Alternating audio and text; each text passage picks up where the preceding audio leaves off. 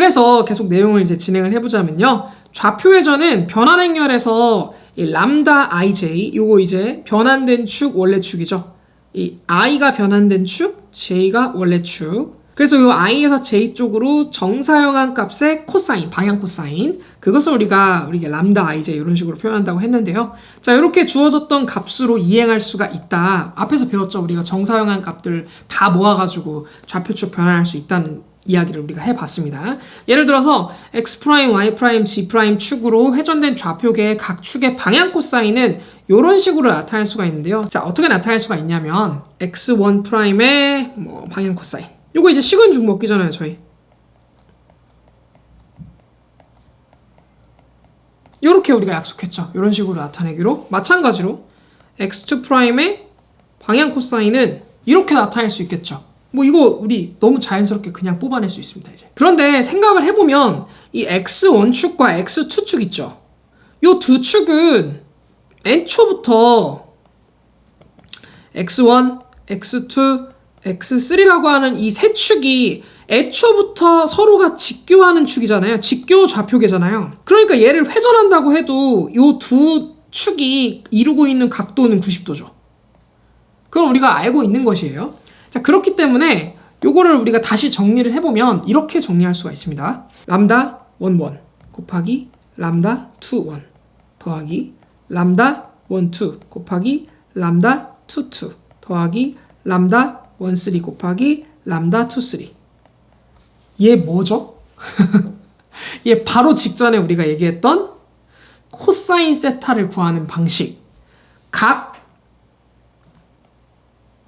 방향 코사인들의 성분의 곱의 합을 우리가 구하면 두 방향 코사인의 사이각으로 이루어진 코사인 값을 구할 수 있다. 요거 우리가 방금 전에 배웠잖아요. 그럼 얘 뭐예요? 자, 요 세 개의 값은 변환된 축 x1'의 방향 코사인, 그리고 요 세 개의 값들은 변환된 축 x2'의 방향 코사인이죠. 근데 x1'과 x2'의 사이각인 뭐라고요? 90도라고 했잖아요. 그러니까 얘는 값이 어떻게 되는 거예요? 코사인의 90도가 되겠죠. 그런데 코사인 90도는 뭐죠? 정사형 했더니 0이에요. 그죠? 정사형 했더니 없어. 땅이. 그죠? 그러니까 0입니다. 그럼 우리 급수 표현에서 이런 식으로도 쓸 수 있을 것 같아요. 시그마에 j는 1부터 3까지가 있을 수도 있고 2까지가 있을 수도 있고 다양하게 있을 수가 있겠지만 우리가 3축이니까 3까지 있겠죠. 그래서 j는 1부터 3까지의 람다의 첫 번째 변환된 첫 번째 축의 j 곱하기 람다의 변환된 두 번째 축의 j.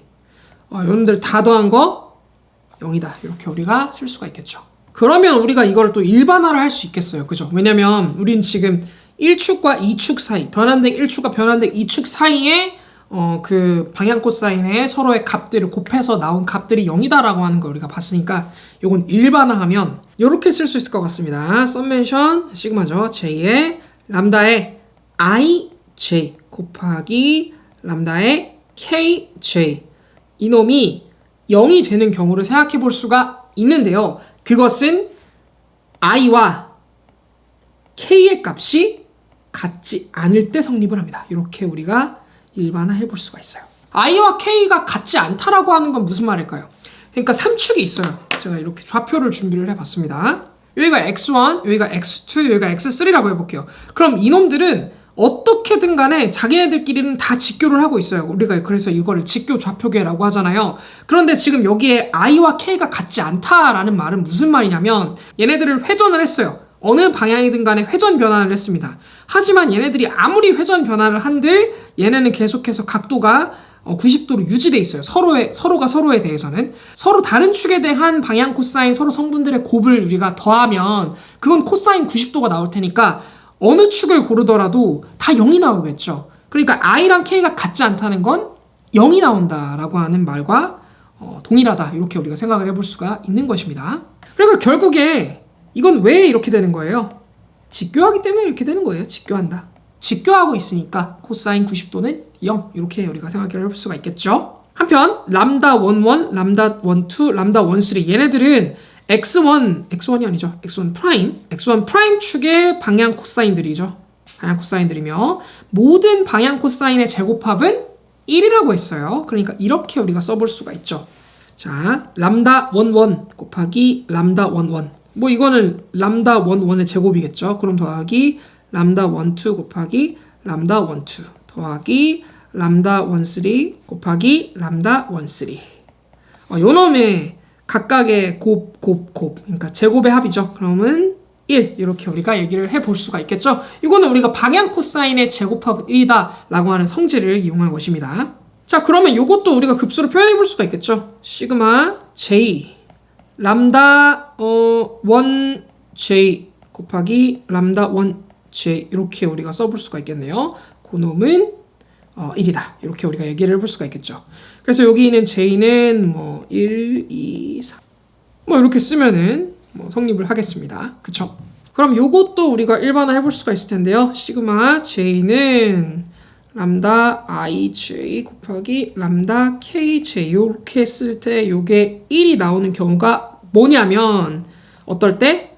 i랑 k가 같을 때 이렇게 되겠죠. 자, 그럼 생각해 볼게요. i랑 k가 같다는 건 뭐예요? 그러니까 두 개의 방향 코사인을 곱했는데 두 방향 코사인이 같대요. 같다는 얘기는 두 개의 축의 방향이 성분이 똑같은 곳을 향하고 있다라는 말이랑 똑같은 거죠. 그러니까 두 개의 축이 똑같은 곳을 향해 있다. 이거는 사이각이 없다. 그러니까 코사인 0이다. 이 말이랑 똑같잖아요. 그러니까 두 개의 축 성분이 평행하다라는 말이거든요. 이게.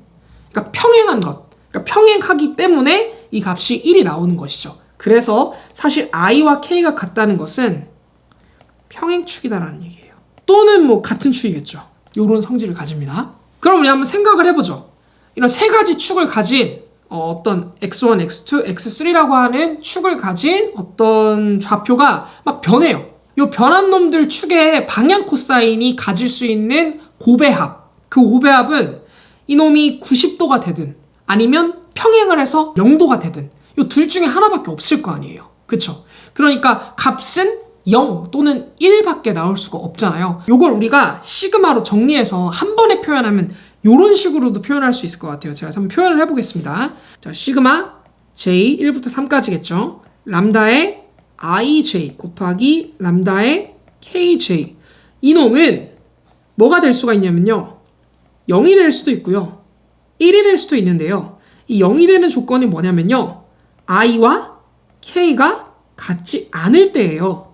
1이 될 수 있는 조건은 뭐냐면요. i와 k가 같을 때예요. i와 k가 같지 않다는 뜻은요. 얘는 90도로 만난다. 직교한다는 뜻이고요. i와 k가 같다라고 하는 거는 같은 축.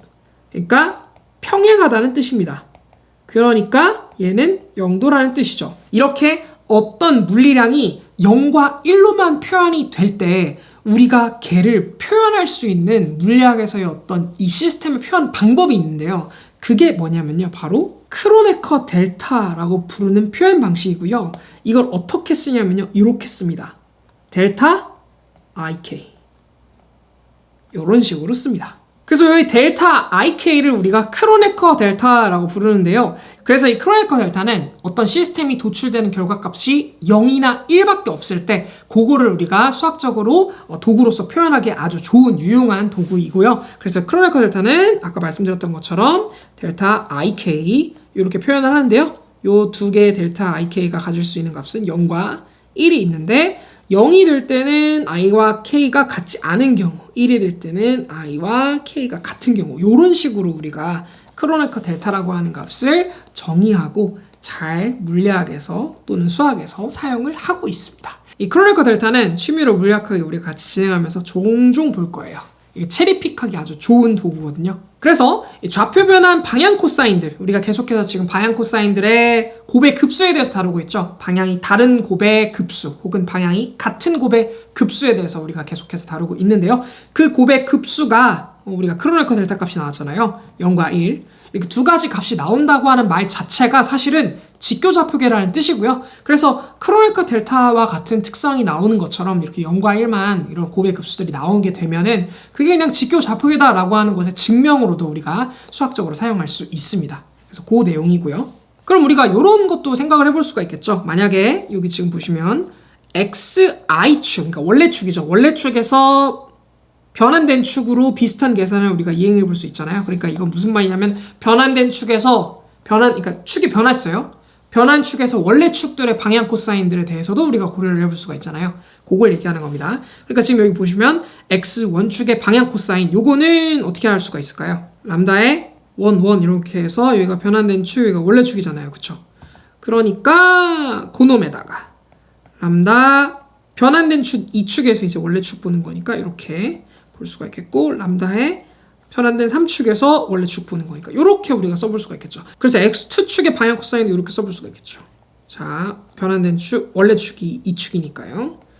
람다의 변환된 2축에서 원래 축 2축을 보는 것이고, 람다의 변환된 3축에서 원래 축 2축을 보는 것이고, 늘 우리가 이 변환된 축, 원래 축 순서를 기억해서 그 원래 축을 볼 것이냐 아니면 변환된 축을 볼 것이냐 요것만 우리가 머릿속에 잘 넣어놓으면 요거는 우리가 전혀 헷갈리지 않고 그냥 쭉 쓸 수가 있습니다. 자, 그러면 우리가 이런 식으로 지금 x1축의 방향 코사인 그리고 x2축의 방향 코사인 성분들을 우리가 알아봤는데, 야, 요 두 축의 요 두 축의 방향 코사인들의 곱의 합, 그것도 우리가 생각해 볼 수가 있는데, 요 두 축 또한 몇 도죠?